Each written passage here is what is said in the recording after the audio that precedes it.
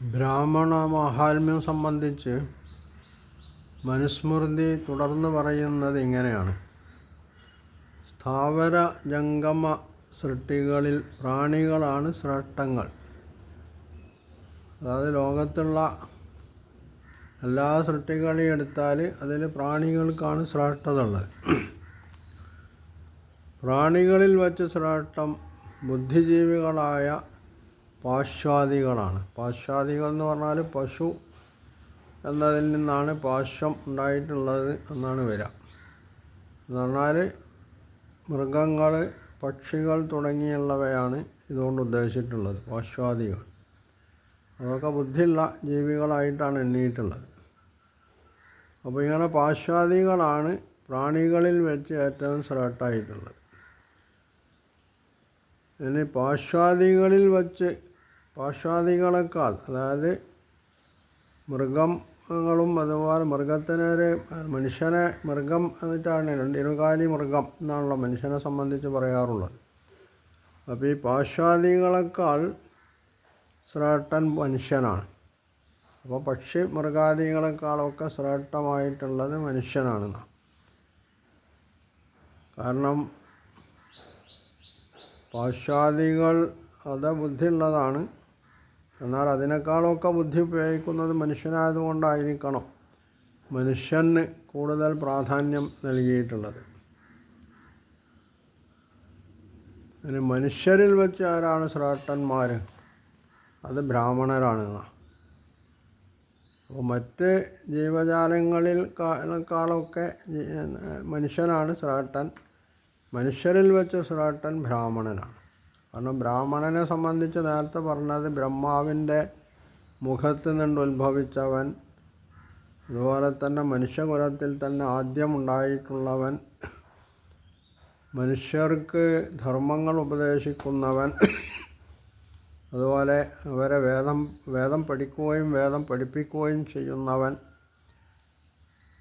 ഇങ്ങനെയുള്ള കാരണങ്ങളാലാണ് ബ്രാഹ്മണൻ ശ്രേഷ്ഠനായി തീരുന്നതെന്നാണ് പറഞ്ഞിട്ടുള്ളത്.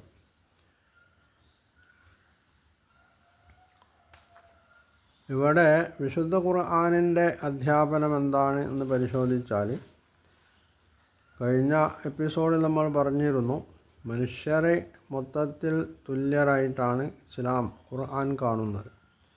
ഇന്നാ ജഅൽനാക്കും യാ അയ്യുഹന്നാസു ഇന്നാ ഖലഖ്നാക്കും മിൻ ദക്കരിൻ വ ഉൻസ. മനുഷ്യരെ നിങ്ങളെ ഒരാണിൽ നിന്നും പെണ്ണിൽ നിന്നുമാണ് നാം സൃഷ്ടിച്ചിട്ടുള്ളത്. മനുഷ്യരിൽ ശ്രേഷ്ഠന്മാരായിട്ടുള്ളത് ഇന്ന അക്രമക്കും ഇൻദല്ലാഹി അത്ഖാക്കും. നിങ്ങളുടെ കൂട്ടത്തിൽ കൂടുതൽ ജീവിതത്തിൽ സൂക്ഷ്മത പുലർത്തുന്ന ആളുകൾ ആരാണോ അവരാണ് മാന്യന്മാർ, ശ്രേഷ്ഠത ഉള്ളവരെന്ന്. പക്ഷെ അതേ അവസരം തന്നെ ഖുർആൻ പറയുന്ന, വിരൽ ചൂണ്ടുന്ന മറ്റൊരു സംഗതി, മറ്റെല്ലാ ജീവജാലങ്ങളെക്കാളും മൊത്തം മനുഷ്യന് ആദരവ് നൽകിയിട്ടുണ്ട്, അല്ലെങ്കിൽ മാന്യത നൽകിയിട്ടുണ്ട് എന്നാണ്. വലഖദ് കറംനാ ബനീ ആദം. ആദമിൻ്റെ മക്കൾ, അതായത് മനുഷ്യരെ നാം ആദരിച്ചിട്ടുണ്ട് എന്നാണ് അല്ലാഹു സുബ്ഹാനഹു വ തആല വിശുദ്ധ ഖുർആനിലൂടെ പറഞ്ഞിട്ടുള്ളത്. അപ്പോൾ ഇവിടെ മൊത്തം മനുഷ്യർക്ക് ആദരവ് നൽകുന്നു എന്നുള്ളതാണ്. മനുസ്മൃതിയുടെ കാഴ്ചപ്പാടനുസരിച്ച് ഏറ്റവും ശ്രേഷ്ഠ ജന്മം അത് ബ്രാഹ്മണൻ്റേതും, പിന്നെ അതിൻ്റെ താഴെ ക്ഷത്രിയൻ്റേതും, അതിൻ്റെ താഴെ വൈശ്യൻ്റെയും, അതിൻ്റെയും താഴെ എന്ന് പറഞ്ഞാൽ എല്ലാറ്റിനേക്കാളും താഴെ ശൂദ്രൻ്റേതുമാണ്. ശൂദ്രൻ അധമനാണ്. പിന്നെ ശൂദ്രനെ കഴിച്ചാൽ ബാക്കിയുള്ളവരെ ഒന്നും മനുഷ്യനായിട്ട് മനുസ്മൃതി എണ്ണില്ല എന്നാണ് ഇതിൽ നിന്ന് മനസ്സിലാക്കേണ്ടത്. അപ്പോൾ മറ്റ് മനുഷ്യരെ സംബന്ധിച്ചിടത്തോളം അവർ മനുഷ്യഗണത്തിൽപ്പെട്ടതല്ലാത്തത് കൊണ്ട് അവർക്കൊരു മാന്യതയില്ല എന്ന് വരും. അവരെ പഞ്ചമികൾ എന്നാണ് വിശേഷിപ്പിക്കാറുള്ളത്. അപ്പം പഞ്ചമികൾക്ക് യാതൊരു മാന്യതയില്ല എന്നാണ്. ഇവിടെ ഇസ്ലാം ജന്മത്തിൻ്റെ അടിസ്ഥാനത്തിലല്ല മനുഷ്യന് മഹത്വം കൽപ്പിക്കുന്നത്, അവൻ്റെ കർമ്മത്തിൻ്റെ അടിസ്ഥാനത്തിലാണ്. കർമ്മം ആണോ നല്ല കർമ്മങ്ങളിൽ ഏർപ്പെടുന്നത് അവന് മഹത്വമുണ്ട്. ജന്മം ഏതായിരുന്നാലും അവൻ്റെ വർണ്ണം, തൊലിയുടെ നിറം, ഇതൊന്നും ഇവിടെ പ്രശ്നമല്ല. അതേവസരം മനുസ്മൃതി അനുസരിച്ച് കർമ്മത്തെക്കാൾ ജന്മത്തിനാണ് പ്രാധാന്യം. ആ ജന്മം കൊണ്ട് മനുഷ്യൻ മഹത്വമുള്ളവനായി തീരുന്നു എന്നുള്ളതാണ്. ഇനി ബ്രാഹ്മണർ തന്നെ ഒരേ കാറ്റഗറിയിലുള്ളവരാണോ എന്ന് ചോദിച്ചാലല്ല എന്നാണ് മനുസ്മൃതി പറയുന്നത്. ബ്രാഹ്മണരിൽ വിദ്വാൻമാരാണ് ശ്രേഷ്ഠന്മാർ. അപ്പം വിദ്വാൻമാരല്ലാത്ത ആളുകൾക്ക് ശ്രേഷ്ഠതല്ല എന്ന് പറയും. പിന്നെ വിദ്വാൻമാരിൽ തന്നെ ശാസ്ത്രം പറയുന്ന അനുഷ്ഠാനങ്ങൾ സംബന്ധിച്ച് കർത്തവ്യബോധമുള്ളവരാണ് ശ്രേഷ്ഠന്മാർ. ശാസ്ത്രം എന്ന് പറയുമ്പോൾ വേദങ്ങളിൽ പറഞ്ഞിട്ടുള്ള കർമ്മങ്ങളെ സംബന്ധിച്ച് അനുഷ്ഠാനങ്ങളെ സംബന്ധിച്ച് ബോധമുള്ളവർ, അതിൻ്റെ കർത്തവ്യബോധമുള്ളവരാണ് ശ്രേഷ്ഠന്മാരെന്ന്. കർത്തവ്യബോധമുള്ളവരിൽ തന്നെ ശ്രേഷ്ഠന്മാരാരാണ്? അനുഷ്ഠാനങ്ങൾ അനുഷ്ഠിക്കുന്നവരാണ് ശ്രേഷ്ഠന്മാർ. ഇനി അനുഷ്ഠാതാക്കളിൽ വെച്ച് ശ്രേഷ്ഠന്മാർ ആരാണ്? അത് മോക്ഷോപായമായ ബ്രഹ്മജ്ഞാനം നേടിയവരാണ്.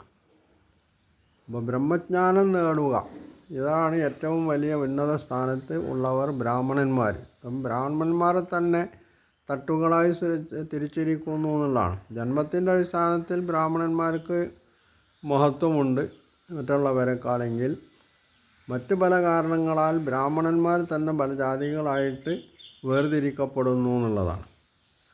അപ്പോൾ വിദ്വാൻമാർ, ശാസ്ത്രാനുഷ്ഠാനങ്ങൾ സംബന്ധിച്ച് ബോധമുള്ളവർ, അനുഷ്ഠാതാക്കൾ, പിന്നെ ബ്രഹ്മജ്ഞാനമുള്ളവർ, ഇങ്ങനെയാണ് അവരുടെ കാറ്റഗറി പോണത്.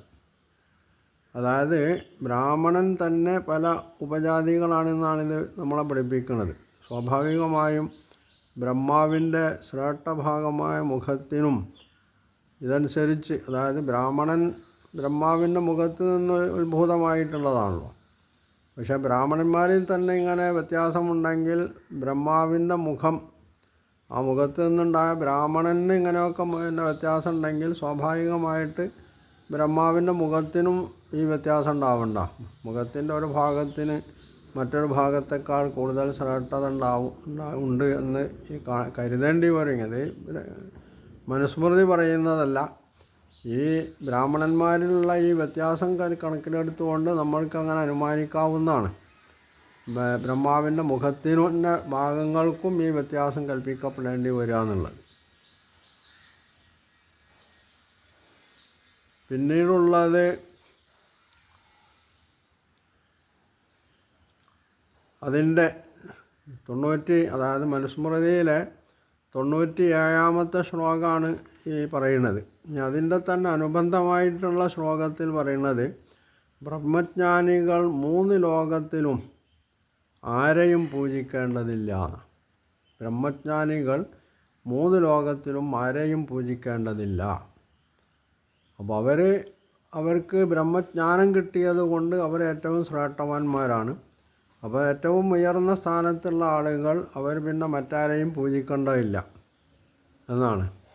തപസ്, വിദ്യ എന്നീ വിശേഷങ്ങളാൽ അവർ പരസ്പരം പൂജിക്കുന്നു എന്നതാണ് കാരണം.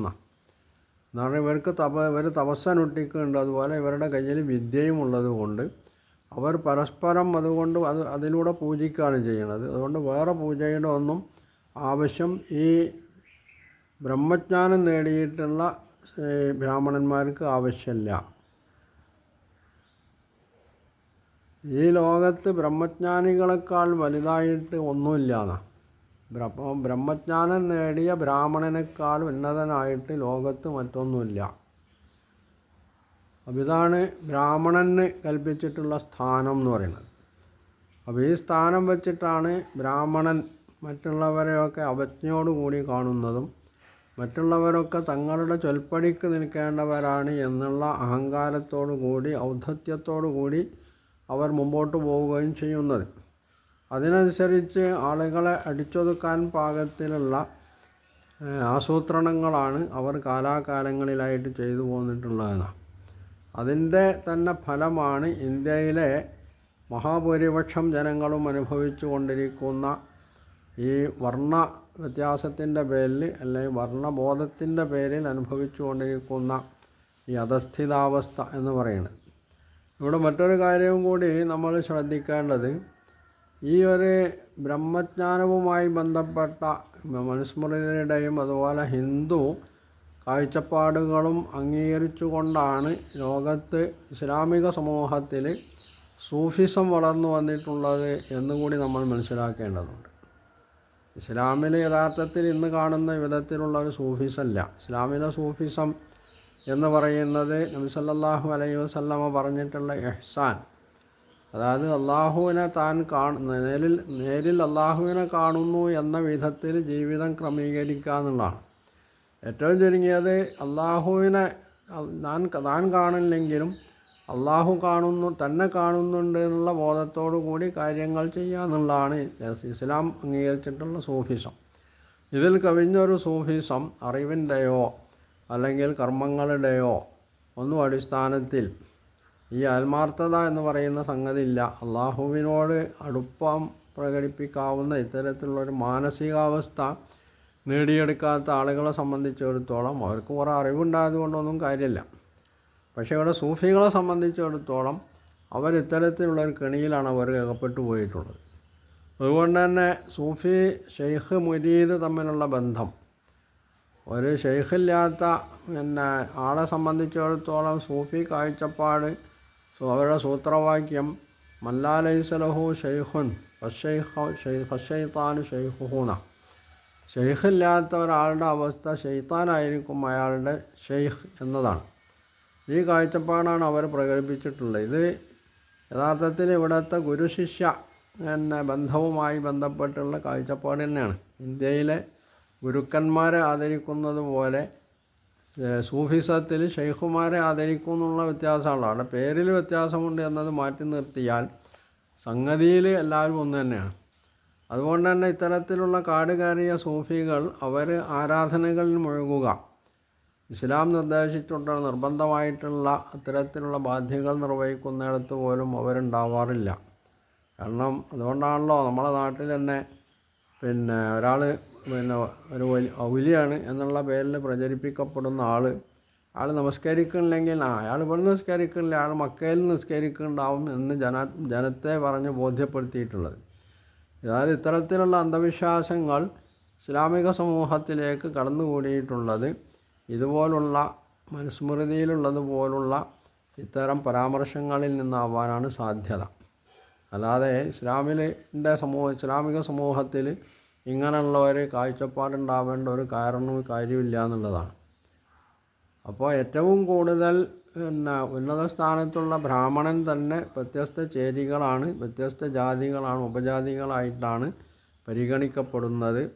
അത് തന്നെ നമ്മുടെ നാട്ടിലേക്ക് വരുമ്പോൾ ഈ ബ്രാഹ്മണന്മാരുടെ കൂട്ടത്തിലുള്ള പേര് വാല് ചേർത്തിട്ടുള്ള ഒരുപാട് ജാതികളുണ്ട്. നമ്പൂതിരിപ്പാട് പോലുള്ള പേരുകൾ ചേർത്തുകൊണ്ടുള്ള, അതൊക്കെ ഇതിൻ്റെ അടിസ്ഥാനത്തിലായിരിക്കണം വേർതിരിക്കപ്പെട്ടിട്ടുള്ളത് എന്നാണ് നമ്മൾ മനസ്സിലാക്കേണ്ടത്.